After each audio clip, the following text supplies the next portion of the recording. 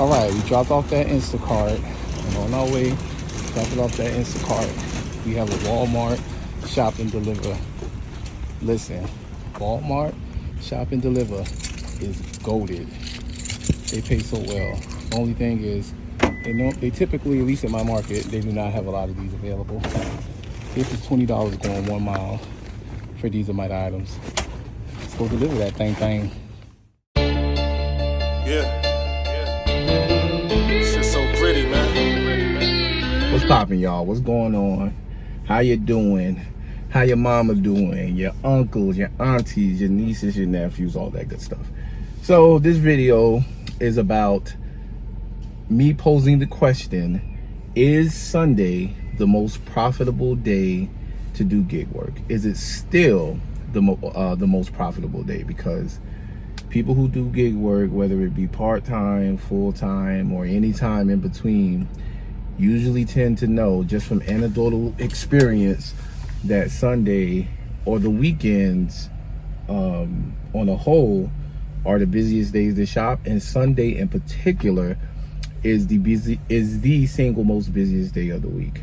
So we're gonna chronicleize this Sunday. Right now I'm currently at $31.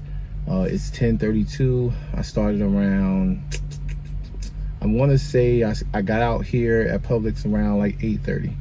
So I've been out here 2 hours. I've only made $31. That's $15 for the hour so far.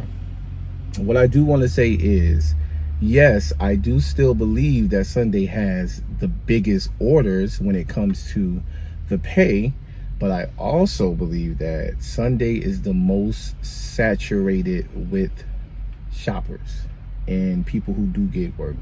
The weekend period is when it's the most saturated, but Sunday in particular, people that I normally wouldn't see throughout the whole week, even on Saturday, I will always see them on the Sunday, because Sunday is, you get the biggest batches. You don't get the most batches, you get the biggest, highest paying batches on Sunday. So I would say in my market in particular, for every one high paying batch, it's about 6 additional shoppers that I see, and I'm probably shooting very low, because realistically it's maybe 8 to 10 shoppers that I never see throughout the whole week.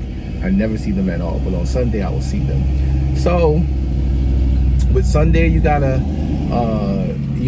depending on your market, because everybody's market is different, there's always a caveat, there's always an asterisk, but your market, on Sundays what it looks like, kind of depending on the beginning of the day what it's going to be. Or you see a lot of orders, a lot of big orders, or you see a lot of things of that nature, you might want to have a little bit more patience. But if you see a lot of more shoppers, and if you try to get these big orders, and every time you click on the order's being snatched up, yeah, you might want to re-strategize and kind of take more smaller orders, just because you can probably get the same amount but just doing smaller orders. I know that's not what's the preferred thing to do.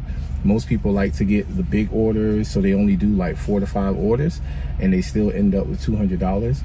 That is the most ideal. If you can do that in your market, that is perfect. But if you are in the market that's similar to mine, yeah, you just have to definitely always have patience. Don't shortchange yourself.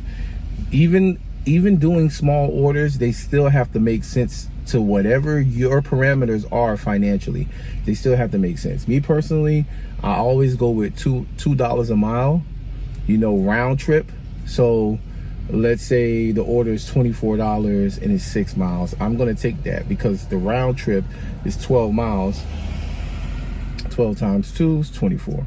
So I'm always going to take that, because that makes sense to me. A lot of people wouldn't take that. They might think that's too much miles for the amount of money, but you have your own parameters set. I wouldn't take, just because it's a influx of shoppers, I wouldn't take an order going 11 miles paying $20. I wouldn't take that, because that is, the round trip of that is $22, and I'm only getting paid $20.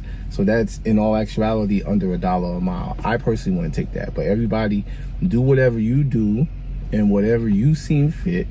You know what I'm saying? Everybody's different. So yeah, it's understandable. Take whatever you can take, considering your financial position and the amount of money that you need. Because if you're doing this part-time and you're only working on Sunday, maybe you're trying to hit a monetary goal and not be out here all day, so you will have less scrutiny when it comes to picking your orders. You'll have a lot of less scrutiny because, you know what I'm saying, you're just trying to get $50 or $100 for the day, because maybe this gig work is just paying for a cell phone bill, or maybe your groceries for the month, or maybe your books if you're in school. Who knows? A plethora of things. But to answer the question in the short way, yes, Sunday is the biggest paying batches, but the competition is a lot. You have to deal with a lot of people on Sundays. Throughout the week, to me, for shoppers, is the best time to shop, because that's when you have the least, for full-time shoppers and part-time shoppers, it's the best week, it's the best time to shop, because you have less competition. There's less shoppers. You just see your regulars, you know, the people who are full-timers, or the people who are even part-timers that you see, you know, 7 o'clock or 6 o'clock, you know, when they get off of work. You know, they might do a few batches and then go home. You know, the competition is, you know what I mean, not as stiff. On Sunday, everybody and their mama is out on Sunday. You see whole families, you know what I mean, doing Instacart on Sunday. So Sunday is very competitive. You can still make your money. I still make decent money, you know what I mean, not great money like how it used to be, because, you know, the whole economy is going into this recession, or we in a recession. Let's be clear. Let's be real. We in a recession. You know what I mean? We're not going into a recession. We've been in a recession for a long time. So the economy has changed. So the greatest advice when doing gig work is multi-apping. Sign up to as many apps as you possibly can. Sign up to as many, even if you're doing it part-time. It doesn't matter. Sign up to as many apps as you possibly can, because one app could be hitting today and could be totally trashed tomorrow. So keep your options open. You know what I mean? Have as many apps you're signed up to so you can pivot.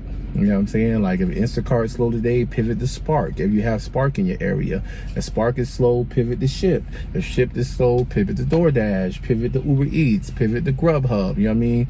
So on and so forth. There's a lot of other apps I'm not even naming. And it all depends on your area. Everybody area is different. Some people Uber Eats hits different in their area. Some people other apps hit different. Some people Instacart is pure trash. You know what I mean? They don't get good orders at all. Luckily, every place that I've moved, from Florida to North Carolina to Georgia, Instacart's been busting. So I ain't even gonna hold you. I can't complain. I'm blessed. You know what I'm saying? I just talked to a fellow shopper just now, and she just pulled into the parking lot and got a $72 batch, one customer. So, and yesterday that same shopper got an $84 batch. So, you know what I mean? Like, and who knows how much she made on top of that throughout the whole day. So there is hope. You know what I mean? Like, and mind you, I know that is not the norm for somebody to be getting big batches back to back, depending on your area, because I do watch YouTube and people have big days every day. You know what I'm saying? Like, people make it $300 plus. It depends on where you live. So get to know your area, get to know your market, get to know your region, and find out what's best. But Sunday is a great place to start if you're just doing it part-time, or if you even want to consider doing it full-time. It's the best place to start to strategize, you know what I mean, to research your market. You know what I mean? Because during the week, it's so roller coaster. It's like up and down, up and down, up and down. So yeah, that pretty much answers the question. We out here, we chilling, we posted, we seeing what else we can get today. I'm gonna holler back at y'all. All right, after sitting for what seemed like forever, but in all actuality, it was probably about 40 minutes. I turned on DoorDash because Instacart was not popping. Spark was not popping. Uber Eats was not popping. Grubhub was not popping. So I turned on DoorDash, and we got this DoorDash order, $6.50, going 2 miles. Maybe a hidden tip on that thing, because as you may or may not know, when it comes to DoorDash, $6.50 is one of the hidden tip threshold. So basically, they don't show you the total payout on all of the orders for reasons I don't know. How do they get away with it? I don't know, but that's just how DoorDash is. I know higher increments have like hidden tips as well, but I'm not familiar with those because, to be honest with you, I don't do crazy DoorDash orders that's going high mileage. Normally for me, 650, few miles, chef kiss, perfecto, because a lot of times that 2 miles, it'll end up being like $8. So we'll see. And even if it's not, if it's just 650, still worth it for me. All right, we dropped that order off and we're currently picking up Mr. Bojangles. Bojangles order, $6.75, going 3 point something miles. Maybe a hidden tip on this thing, maybe not. Let's get it. All right, we got that Bojangles order. I haven't been doing DoorDash too heavy for about a month and a half because the other apps have kept me extremely busy. But I see now they have this thing, and it may have always been there, but I've never seen it. Again, I have over 3,500 orders delivered on DoorDash, and I've never seen this for regular food. But they have now a customer signature required to drop off your Bojangles? A customer signature for your Bojangles? What? Yo, shit getting real in these streets, man. Niggas need verification that they Bojangles was delivered. Like, it's getting real. But yeah, we dropping this off. Maybe a hidden tip. I'll holler back. All right, we just got a DoorDash that was $9 going 5 miles. Typically I don't take that, but I was like, well, let me take this DoorDash because it goes close to this Walmart that I normally, whenever I go up this way, I would get a Spark order. So as I was waiting for the DoorDash order, we received the Spark order to the Walmart that's going that way. So the Spark order is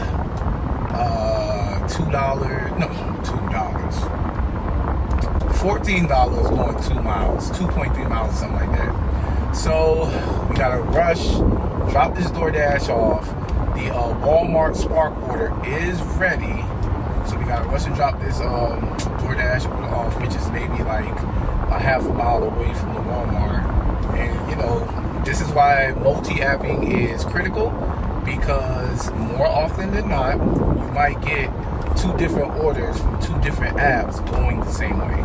It happens more than people like think. It happens a lot, and it's happened to me in several different markets. You know what I'm saying? Like, it happened a lot in Florida, it happened a lot in North Carolina, and it happens a good amount here in Georgia. So it's always good to be multi-apping because, yeah, sometimes you can double up on the order, increase your earnings, goes without saying.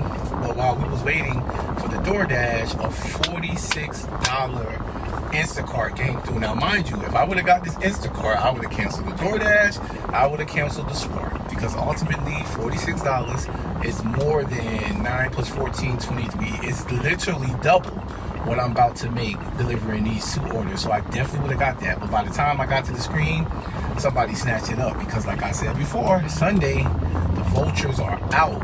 Boy, they are out. They out every day, but on Sunday, you got extra vultures to worry about. Let me not call them vultures. Calm down, Kev. Don't call them vultures. They're shoppers like me. They're gig workers like me. The gig workers are out. So yeah, out in droves. So somebody snatched up that 46, man. Shout out to them. Whoever got it, shout out to you. But I'm going to drop off this DoorDash and go pick up this Spark and then holla back. What's popping, y'all? We back after we, let me address this. This is a DoorDash pizza bag. DoorDash pizza bag. The reason why I'm wearing it around my neck like this is because I have red juice. And Lord knows, I am Steve Urkel, extremely clumsy when it comes to white t-shirts and red juice. So I'm wearing this to protect myself from spilling this red juice on my white t-shirt. Knowing me, I'll find a creative way to still get this on my t-shirt. But anywho, after we dropped off that Spark order, we got a DoorDash that was coming back. Now, it wasn't a big DoorDash. It was only $4.50, going 1.9 miles, but I took it because it's going back to the way that I was going to go back to. You gotta be able to be flexible. You gotta take things that make sense. Obviously that makes sense, you know what I mean? Because technically that whole round trip, I went from the DoorDash, the first DoorDash place, to drop off. That was $9.50. Then I took the Spark and went a mile up. Hold up, order coming through. All right, a little chaotic, not really, but kinda. We was picking up a Walmart Spark order, express order, 1 mile, $15. Then a Instacart order, 4 miles, $22 came in. Now the Instacart order is across the street. The Instacart order is across the street from the Walmart. So I'm like, oh, I gotta take this order. So I took the Instacart order, and my original plans was to drop off the Walmart Spark order and then go shop the Instacart order and deliver. I'm by mistake, because I told y'all I'm Steven Urkel. By mistake, I clicked the start shopping on the Instacart order. Being that it's so close to the Walmart, it started shopping. So I had a decision to make. I'm like, should I still continue to deliver this Spark order and then come back and do the Instacart? Or should I just shop the Instacart order, leave the Spark order in the trunk, in insulated bags, because I got, like, I'm not even lying, I maybe have about 15 to 20 insulated bags, big bags too, from Sam's. So I'm like, you know what, I'm just gonna shop it. The Instacart order was fairly small, it's about maybe 14 items. So we just shopped the Instacart order. We're gonna drop off the Spark order, and then after that, we'll drop off the Instacart. So once again, I cannot reiterate this enough. I cannot say this enough. Multi-apping, what's going on? I'm getting emails. Multi-apping is key. Stay multi-apping, because after I drop off this order and the next order, that would be a total of $36 for 5 miles, accumulative between both orders. 5 miles. Well, actually, it's going to be 10 miles because I got to come back. So 10 miles, $36, way over our $2 per mile, where we would like to be. So, yo, multi-app, guys.